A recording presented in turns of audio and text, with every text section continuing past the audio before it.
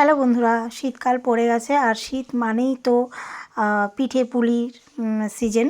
তো চটপট যদি তোমরা এরকম রসালো রসালো পিঠে খেতে চাও তাহলে চলো এই রেসিপিটা দেখে নাও। এই রেসিপিটা সম্পূর্ণ আমি সুজি দিয়ে বানাচ্ছি। সুজি একটু ঘি দিয়ে নিলাম, দিয়ে কড়াইয়ের মধ্যে একটু মেখে নিলাম, সামান্য লবণ স্বাদ হওয়ার জন্য, আর 1 কাপ দুধ, ছোটো কাপের।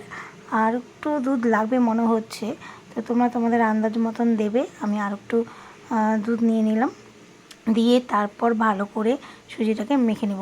ঠিক এরকম হবে। আর সুজিটা গরম গরম অবস্থাতেই কিন্তু এরকম একটা ডো তৈরি করে নিতে হবে ময়দার মতন। তো দেখো, গরম গরম অবস্থাতেই সুজিটা আমি কি সুন্দর মেখে নিলাম। তারপর ছোট্ট ছোট্ট রসবড়ার মতন এরকম ছোট ছোট চপের আকারে করে নেব।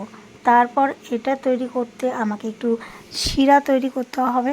তার জন্য কড়াই আবার চিনি নিয়ে নিলাম, একটু জল নিয়ে নিলাম, দিয়ে এটা দিয়ে আমি শিরা তৈরি করব। আর একটু গন্ধ আসার জন্য সুন্দর এলাচ দিয়ে দিলাম, একটা এলাচ। তো শিরাটা আমার রেডি হয়ে গেল। তারপর কড়াই বসিয়ে নিলাম, এর মধ্যে সাদা তেল নিয়ে নেব। সাদা তেল গরম হয়ে গেলে পরে ওই যে সুজির যে বড়াগুলোর মতন ওগুলো আমি ভেজে নেব। বেশ লালচে করে ভাজতে হবে।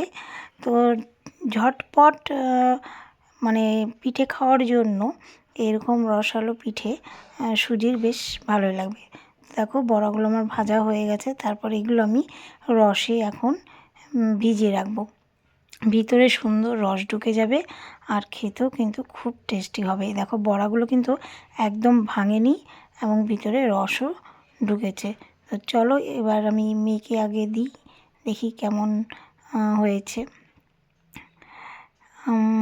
বেশ, ও তো বলছে ভালোই হয়েছে।